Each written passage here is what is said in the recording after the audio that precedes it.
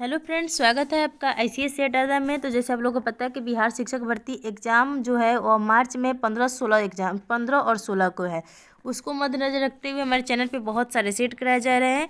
और यह जो सेट है जिसे आप देख रहे हैं ज्ञान बिंदु जीएस एकेडमी का है। इससे पहले द ऑफिसर एकेडमी का सेट हमारे चैनल पर अपलोड हो चुका है, जिसमें आपको हिस्ट्री मिलेगा, ज्योग्राफी, पॉलिटी, साइंस, इकोनॉमिक्स और करेंट अफेयर्स। इस इन सारे वीडियो को अपलोड कर दिया गया है, आप जा कर के प्ले लिस्ट में चेकआउट कर सकते हैं।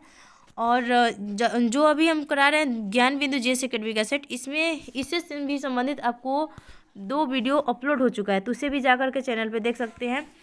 और इस आज हमारा जो टॉपिक है, इसके पहले टॉपिक हुआ था यूरोपीय कंपनी का भारत में आगमन, उससे संबंधित कुछ क्वेश्चन रह गए थे, उसको आज हम कंप्लीट करेंगे। तो देखते हैं क्वेश्चन नंबर 102 से।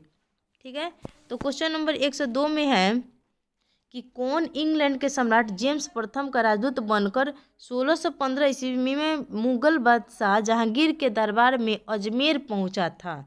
इसका सही आंसर क्या होगा? टॉमस रो पहुंचा था। जेम्स प्रथम का राजदूत बनकर के आया था 1615 में, तो कौन होगा? टॉमस रो पहुंचा था। नेक्स्ट है कि इंटरलोपर्स कौन थे? इंटरलोपर्स क्या था? तो इसका आंसर होगा अनाधिकृत व्यापारियों के रूप में सामुद्रिक लुटेरे थे। व्यापारिक रूप में क्या थे? एक सामुद्रिक लुटेरे थे। तो इंटरलोपर्स क्या थे? एक लुटेरे थे। नेक्स्ट क्वेश्चन आपको कहाँ से मिलेगा? एक मिनट, क्वेश्चन निकाल लो पहले, बहुत बड़ा क्वेश्चन है ये वाला। नेक्स्ट क्वेश्चन है 1632 ईस्वी में गोलकुंडा के किस सुल्तान ने अंग्रेजों के नाम सुनहरा फरमान जारी किया? अच्छा, हाँ, जारी कर 500 पैगोडा वार्षिक कर की एवज में उन्हें गोलकुंडा राज्य के बंदरगाहों में स्वतंत्रता पूर्वक व्यापार करने की अनुमति दी। तो यह कौन था? तो अब्दुल्ला कुतुब शाह थे। गोलकुंडा के सुल्तान ने दिया था अंग्रेजों को सुनहरा फरमान, तो कौन थे? अब्दुल्ला कुतुब शाह थे। नेक्स्ट क्वेश्चन आपको है कि 1639 ईस्वी में अंग्रेज फ्रांसिस डे ने कहाँ के शासक से मद्रास को पट्टे पर लिया और वहाँ एक किलाबंद कोठी बनवाई थी? तो कहाँ के शासक से लिया था? चंद्रगिरी के राजा से लिया था। मद्रास को पट्टे पे किसने लिया था? चंद्रगिरी के राजा से लिया था। नेक्स्ट क्वेश्चन है कि अंग्रेजों ने पूर्वी भारत में पहली बार उड़ीसा में महानदी के मुहाने पर यानी डेल्टा पर हरिहरपुर, बालासोर एवं पिपली में फैक्ट्रियाँ कब स्थापित की थी? तो इसका आंसर हो जाएगा ऑप्शन है 1633 ईस्वी में की थी। नेक्स्ट क्वेश्चन है कि शाहजहां के पुत्र एवं बंगाल के तत्कालीन सूबेदार शाह शुजा से ब्रिटिश कंपनी को निशान, इसे क्या कहते हैं? शहजादों द्वारा जारी आदेश पत्र। निशान एक आदेश पत्र होता था, उसे कब प्राप्त हुआ? जिसमें कंपनी को 3000 रुपये वार्षिक कर के बदले व्यापार का विशेषाधिकार मिला। तो कब मिला था आपको? यह मिला था 1651 ईस्वी में। किसने दिया था? शाहजहां के पुत्र एवं बंगाल के तत्कालीन सूबेदार शाह शुजा ने दिया था ब्रिटिश कंपनी को। नेक्स्ट है कि किसने 1680 में, जो भी क्वेश्चन आप देख रहे हैं ना, पूरा का पूरा स्पेक्ट्रम से बनाया हुआ है, यानी एक स्टैंडर्ड बुक से आपका क्वेश्चन है। तो अगर आप 11-12 से संबंधित भी एग्जाम देना चाहते हैं, मतलब टीचर से, तो उनके लिए भी लाभदायक रहेगा। सिर्फ 1 to 5, 6 to 8 और 9-10 के लिए ही नहीं है, आपका 11-12 के लिए भी बहुत इंपॉर्टेंट है, क्योंकि इसके अलावा क्वेश्चन कहाँ से ही बनेगा, इतना स्टैंडर्ड बुक से क्वेश्चन दे दिया है। चलिए, तो नेक्स्ट क्वेश्चन है कि किसने 1680 ईस्वी में एक फरमान जारी कर अंग्रेजों पर चुंगी की दर 2% से बढ़ाकर 3.5%, मतलब 3.1/2.5% कर दिया है? इसको 3.5% ही कहेंगे, कर दिया। तो इसका आंसर क्या होगा? कितना नंबर क्वेश्चन है? एक मिनट, हाँ, 108 नंबर क्वेश्चन है। तो इसका आंसर क्या होगा? औरंगजेब ने किया था। चुंगी कर को कितना 2 से बढ़ा करके 3.5 कर दिया था औरंगजेब ने। नेक्स्ट क्वेश्चन है किस बादशाह के आदेश पर मुगल सेना ने 1686 ईस्वी में हुगली पर आक्रमण कर अंग्रेजों को निकाल बाहर किया था? किसके आदेश पर किया था? औरंगजेब के आदेश पर किया था। नेक्स्ट क्वेश्चन है कि अंग्रेजों को सुल्तानती, कालीकता एवं गोविंदपुर नामक 3 गांवों की जमींदारी खरीदने की अनुमति देने वाला बंगाल का मुगल सूबेदार कौन था? तो यह था अजीम उस्सान ने थे। कौन थे? अजीम उस्सान। नेक्स्ट है कि अंग्रेजों ने सुल्तानती कलिकता एवं गोविंदपुर की जमींदारी कितने में खरीदी थी? तो 1200 रुपये में खरीदी थी। कितना में? 1200 रुपये में खरीदी थी। नेक्स्ट क्वेश्चन है, बड़ा बड़ा क्वेश्चन थोड़ा सा दिया गया है। नेक्स्ट क्वेश्चन है कि भारत में ब्रिटिश उपनिवेशवाद के दौरान नए शहरों का प्रादुर्भाव हुआ। कलकत्ता जो अब कोलकाता है उन प्रथम शहरों में से एक था। निम्नलिखित में से कौन से गांवों से मिलकर कलकत्ता शहर बना था? तो कौन कौन से शहर मिलकर के बना था? आपको सुल्तानती, कलिकता और गोविंदपुर, इन तीनों को मिला करके क्या बनाया गया था? तो कलकत्ता बनाया गया था, जो वर्तमान में कोलकाता कहा जाता है। नेक्स्ट क्वेश्चन है कि किसके द्वारा जारी फरमान को अंग्रेज ऑर्म ने बंगाल में ब्रिटिश व्यापार का मैग्ना कार्टा बनाया था? तो इसका आंसर होगा फर्रुखसियर के द्वारा जो फरमान जारी किया गया था 1717 ईस्वी में, इसे क्या कहा गया? मैग्ना कार्टा कहा गया था। नेक्स्ट है, निम्नलिखित में से कौन अंग्रेज जहांगीर के समय में भारत नहीं आया था? तो यह होगा रॉल्फ फिच जो था वह अंग्रेज जहांगीर के समय भारत नहीं आया था, क्योंकि यह अकबर के समय में आया था। नहीं तो Hawkins, Thomas Roe, Edward teddy ये सब आए थे जहांगीर के समय में। जहांगीर के अकबर के बाद जहांगीर आया था तो उन्हीं के समय में ये सब थे। रॉल्फ फिच तो अकबर के समय में आए थे। सुमेलित करना है कौन से अंग्रेज यात्री किस मुगल बादशाह के शासनकाल में आए थे? तो इसका क्या आंसर होगा? देखिए, जॉन मिल्डन हॉल। जॉन मिल्डन हॉल का अकबर के समय में आए थे। हॉकिंस के समय में, हॉकिंस किसके समय में आया था? आपको पता ही है, जहांगीर के समय में आया था। और जॉन शारमेन जो थे फर्रुखसियर के समय में आए थे। यानी 1 2 3 किसका ऑप्शन आ रहा है? 1 2 3, ऑप्शन ए इसका सही आंसर हो जाएगा। ठीक है। नेक्स्ट है, बंगाल में अंग्रेजों की कंपनी के बारे में किसने कहा यह एक कुत्सित या नीच, झगड़ालू लोगों और बेईमान व्यापारियों की कंपनी है? तो यह किसने कहा था? शाइस्ता खान ने कहा था। किसके द्वारा कहा गया था? शाइस्ता खान के द्वारा कहा गया था कि यह जो है कुत्सित, नीच और झगड़ालू लोगों और बेईमान व्यापारियों की कंपनी है। अंग्रेजों की कंपनी के बारे में कहा था शाइस्ता खान। नेक्स्ट क्वेश्चन है, आपको सूची 1 को सूची 2 से सम्मिलित करना है। यहाँ पे किला दिया गया और कहाँ पर स्थापित होता है उसको सुमेलित करना है। तो इसका आंसर क्या होगा? 1 मिनट। फोर्ट विलियम तो आपको पता है कि कलकत्ता में स्थापना हुआ था। ठीक है, फोर्ट विलियम कहाँ पर स्थापना हुआ था? कलकत्ता में। गेल्ड्रिया का किला पुलिकट में, यानी फोर्ट गेल्ड्रिया कहाँ था? पुलिकट में था। और फोर्ट गुस्ताविस जो था वो चिंसूरा में था। यानी 1 2 3 4 एक सामने सामने इसका आंसर हो जाएगा। और फोर्ट लुई तो आपको पता है कि फोर्ट लुई जो था वो फ्रांसीसी से संबंधित था। फ्रांसीसी कहाँ थे? पांडिचेरी में थे। तो फोर्ट लुई के कहाँ था? पांडिचेरी में था। ठीक है, तो इसको वीडियो को रोक करके आप याद कर सकते हैं। ऐसा क्वेश्चन बहुत ही इंपॉर्टेंट होता है, एग्जाम में पूछने योग्य होते हैं क्वेश्चन। नेक्स्ट क्वेश्चन है कि 1 मिनट क्वेश्चन निकालो।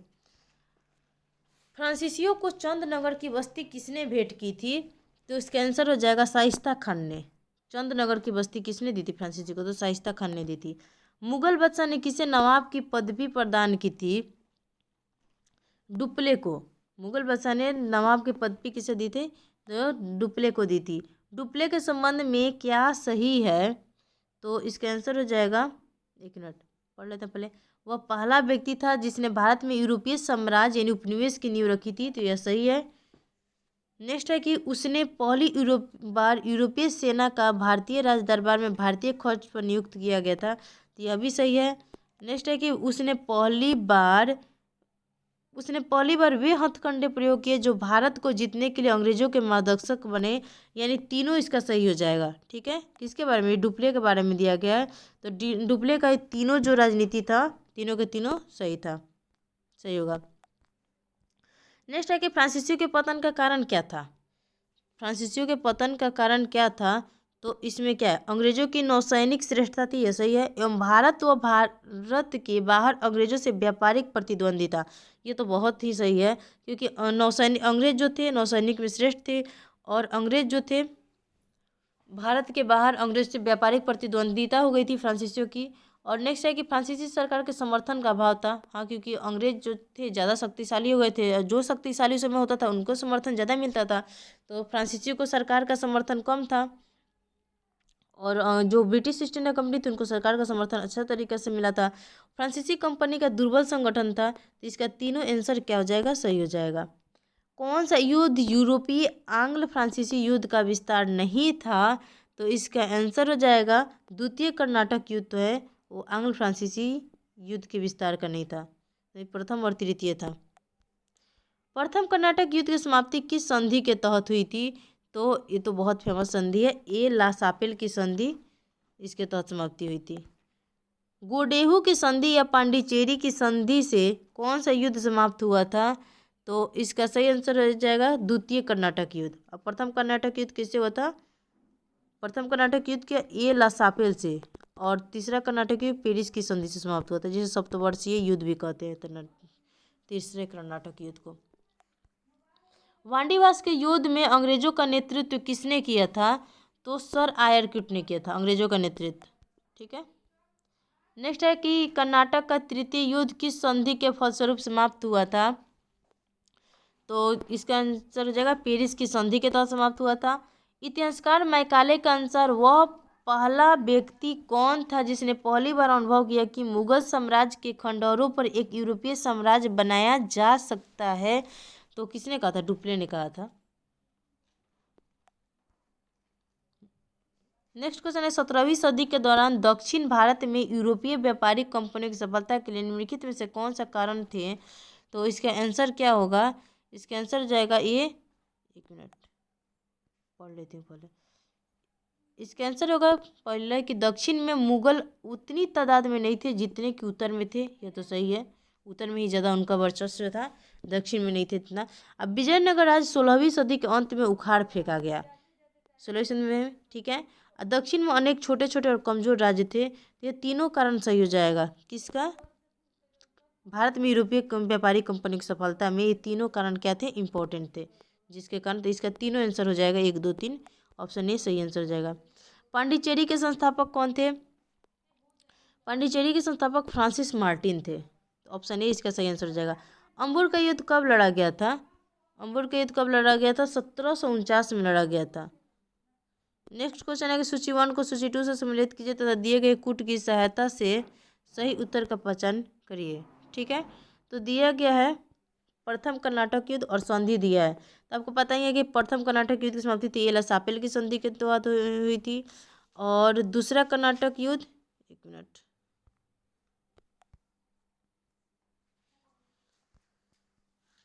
प्रथम कर्नाटक युद्ध की समाप्ति पांडिचेरी की संधि के तहत।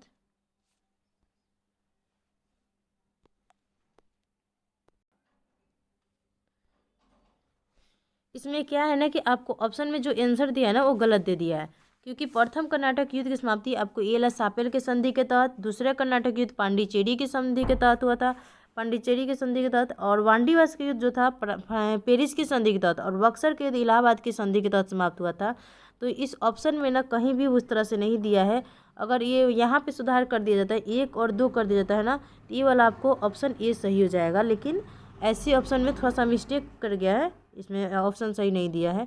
ठीक है, तो अगला क्वेश्चन है निम्नलिखित में से कौन सा युद्ध हैदराबाद एवं कर्नाटक के उत्तराधिकार के युद्ध से संबंधित थे? एक मिनट, क्या है? कौन सा युद्ध हैदराबाद एवं कर्नाटक के उत्तराधिकार के युद्ध से संबंधित है? तो सबसे पहले पढ़ लेते हैं क्या क्या दिया है। देखिए, एक मिनट, युद्ध के बारे में तो प्रथम कर्नाटक युद्ध, वांडीवास का युद्ध, अंबुर का युद्ध और द्वितीय कर्नाटक युद्ध के बारे में दिया है। तो इसका आंसर हो जाएगा दूसरा कर्नाटक युद्ध। ठीक है, नेक्स्ट है मुगल बादशाह के जहांगीर ने 400 मनसब किसे प्रदान किया था? तो इसका आंसर क्या होगा? इसका आंसर होगा हॉकिंस को दिया था। एक मिनट, कहाँ गया? हाँ, हॉकिंस को दिया था 400 मनसब। मुगल बादशाह जहांगीर 400 मनसब किसे दिया था? तो हॉकिंस को दिया था। तो छोटा कर लेते हैं क्योंकि इसमें अट नहीं रहा है। नेक्स्ट क्वेश्चन है कि 1665 में चार्ल्स द्वितीय ने कितने वार्षिक किराया पर मुंबई का क्षेत्र अंग्रेजी कंपनी को दिया था? तो इसका आंसर होगा 10 पाउंड पे दिया था।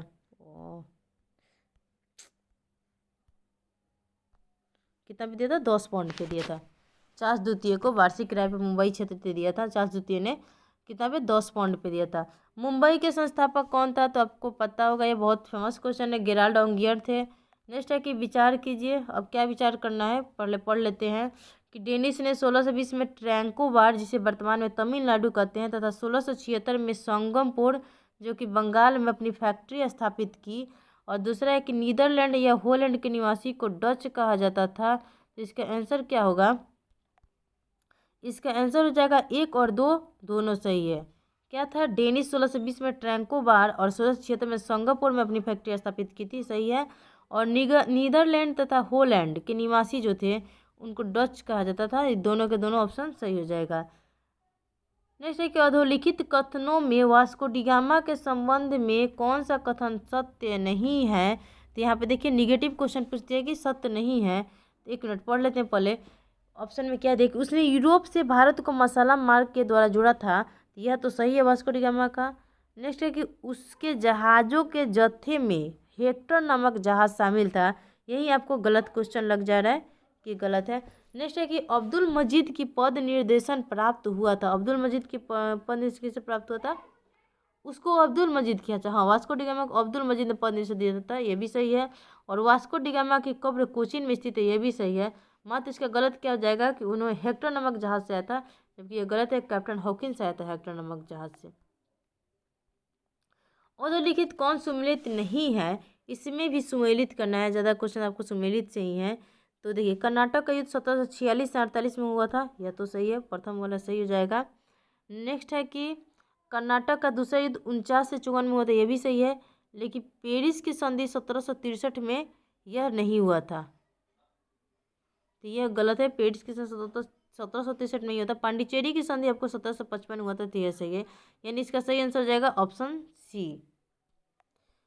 नेक्स्ट है कि भारत में जहाज निर्माण प्रक्रिया की शुरुआत निम्नलिखित में से किस कंपनी के आने से हुई थी। तो किसके आने से हुआ था, पुर्तगालियों के आने से हुआ था भारत में जहाज निर्माण की शुरुआत। विचार कीजिए और यात्रियों के आने के क्रम को कालक्रमानुसार व्यवस्थित करिए। तो सबसे पहले कौन आए थे, ये क्वेश्चन फिर रिपीटेड दे रहा है। सबसे पहले पुर्तगाली आए, फिर डच आए, फिर कौन आए, यहाँ पे डच नहीं ना है, डेनिश दिया है। तो अंग्रेज हो जाएगा, फ्रांसीसी हो जाएगा, तब डच हो जाएगा। 1 2 4 3 हो जाएगा इसका आंसर। 1 मिनट ऑप्शन में देखते हैं क्या दिया है। अच्छा अच्छा, सॉरी, यहाँ पे डच दिया है ना यहाँ पे, इसलिए सबसे पहले क्या है, देखिए पुर्तगाली है 1 नंबर पे, तो यहाँ पे 1 है। अब 5 नंबर पे डच है, तो 5 नंबर पे यहाँ पे 5 दे दिया है। फिर आपको 2 पे है अंग्रेज, 3 पे फ्रांसीसी है, और 4 पे डेनिश है। इनका आंसर हो जाएगा क्या होगा, ऑप्शन नंबर डी, इसका सही आंसर हो जाएगा। नेक्स्ट है, भारत में प्रथम फैक्ट्री सूरत में 1608 में स्थापित हुआ, इसे कंपनी को कब मान्यता, कंपनी की मान्यता कब दी गई थी। तो इसका आंसर क्या हो जाएगा, इसका आंसर होगा 1612 में इसे कंपनी की मान्यता दी गई थी। भारत मान्यता प्राप्त प्रथम अंग्रेजी फैक्ट्री कौन था। तो प्रथम मान्यता प्राप्त कौन था, सूरत में था। प्रथम मान्यता प्राप्त 1613 में स्थापना होता। उल्लिखित में से किस यूरोपीय कंपनी ने 1658 में श्रीलंका को जीतकर अपने साम्राज्य में मिलाने का काम किया था। तो किसने किया था, डच ईस्ट इंडिया कंपनी ने किया था, श्रीलंका को जीत करके अपने राज्य में लाना चाहता था। 1653 ईस्वी में किसने एशिया माइनर को जीतकर कस्तुनतुनिया पर अधिकार किया था। तो किसने किया था, तुर्कों ने किया था, एशिया माइनर को जीतकर कस्तुनतुनिया पर अधिकार। परवर्ती 17वीं एवं प्रारंभिक 18वीं शताब्दियों में इंडोनेशिया द्वीप समूह में भारतीय अफीम के निर्यात पर किसका प्रभुत्व रहा था। तो यह रहा था डच ईस्ट इंडिया कंपनी का रहा था। ईस्ट इंडिया कंपनी एवं उसके बाद बनी कंपनी का विलय कब हुआ था। ईस्ट इंडिया कंपनी उसके बाद बनी कंपनी का विलय 1701 ईस्वी में हुआ था। निम्नलिखित में से कौन सा स्थान पुर्तगालियों के अधिकार में नहीं था। तो इसका आंसर होगा मछलीपट्टनम, जो था पुर्तगालियों के अधिकार में नहीं था। अंग्रेजों को सुनहरा प्रमाण कब प्रदान किया गया था। तो अंग्रेजों को सुनहरा प्रमाण दिया गया था 1632 में। ईस्ट इंडिया कंपनी किस चीज़ में भारत से निर्यात करती थी, किस चीज़ का कंपनी भारत से निर्यात करती थी। 1 मिनट ऑप्शन देखते हैं, तो वैसे तो बहुत सारी चीज़ का करता था, लेकिन देख लेते हैं इसमें। 1 मिनट आपको देख के बताती हूँ क्या दिया है। सूती कपड़ा का करता था, एक सूती कपड़ा तो करता ही था। नील का करता था और कच्चा रेशम का करता था, कॉफ़ी का यहाँ से नहीं करता था।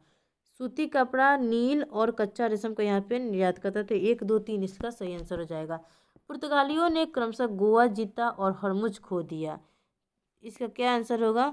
1510 में गोवा जीता था और 1622 में हरमुज खो दिया था। यानी सन पूछ रहा है कि कब क्या जीता था, तो 1510 में गोवा जीता और 1622 में हरमुज को खो दिया। निम्नलिखित में से किसने सर्वप्रथम यूरोपीय चल धातु सदृश मुद्रण यंत्र में रुचि ली थी? तो किसने ली थी? भीमजी पोरख ने ली थी। किसने? भीमजी पोरख ने। सबसे पहले यूरोपीय चल धातु सदृश मुद्रण यंत्र में रुचि किसने ली थी? भीमजी पोरख ने ली थी। नेक्स्ट है, ईस्ट इंडिया कंपनी ने किस हेतु भारत में निवेश शब्द का प्रयोग किया था? तो किसके लिए किया था? भारतीय वस्तुओं को खरीदने के लिए, उनके बुलियन आयात। फ्रांसीसियों ने किस संधि के द्वारा मद्रास अंग्रेजों को वापस लौटा दिया? किस संधि के द्वारा? ए ला सापेल की संधि के तहत 1749 में से वापस कर दिया था। इंग्लिश ईस्ट इंडिया कंपनी का लोकप्रिय नाम क्या था? इसका सही आंसर क्या होगा? जॉन कंपनी था। इंग्लिश ईस्ट इंडिया कंपनी का लोकप्रिय नाम था जॉन कंपनी। बंगाल का कौन सा बंदरगाह पुर्तगालियों के समय पोर्टो ग्रांडे कहा जाता था? तो किस बंदरगाह को कहते थे? हुगली को कहते थे पोर्टो ग्रांडे बंदरगाह। 18वीं सदी के अंत तक भारत के किस भाग में यूरोपीय ईसाई मिशनरीज अधिक सक्रिय रहे थे? कहाँ रहे थे? तो बंगाल और असम में थे। ईसाई मिशनरीज अधिक सक्रिय बंगाल और असम में रहे थे। नेक्स्ट है कि 17वीं शताब्दी के में भारत और जावा के बीच व्यापार पर प्रभुत्व किसका था? तो यह था डचों का। 17वीं सदी में भारत और जावा के बीच व्यापार पर प्रभुत्व डचों का था। सेंट थोमे का युद्ध कब हुआ था? सेंट थोमे का युद्ध हुआ था 1748 ईस्वी में। सेंट थोमे का युद्ध कब हुआ था? 1748 ईस्वी में हुआ था। सेंट थोमे का युद्ध किसके बीच लड़ा गया था? तो सेंट थोमे का युद्ध लड़ा गया था आपको फ्रांसीसी एवं अनवरुद्दीन के बीच में लड़ा गया था। निम्नलिखित में से कौन सा युद्ध सुमेलित नहीं है? तो इसका आंसर हो जाएगा ऑप्शन ए, बक्सर का युद्ध मीर जाफर के विरुद्ध फ्रांसीसियों ने नहीं की थी, अंग्रेज और मीर जाफर के बीच में हुआ था, तो यही गलत है। नहीं तो वांडीवास का युद्ध फ्रांसीसी विरुद्ध ईस्ट इंडिया कंपनी, चिलियावान का युद्ध डलहौजी के विरुद्ध मराठा ने की थे, अंबुर का युद्ध चंदा साहब के विरुद्ध हुआ था और मीर कासिम के विरुद्ध हुआ था। तो इस सेट का क्वेश्चन खत्म हो चुका है और भारत यूरोपीय कंपनी के आगमन से संबंधित क्वेश्चन कंप्लीट हो गया है। मिलते हैं नेक्स्ट टॉपिक को लेकर के। तो जाते जाते चैनल को लाइक, सब्सक्राइब और शेयर जरूर करें।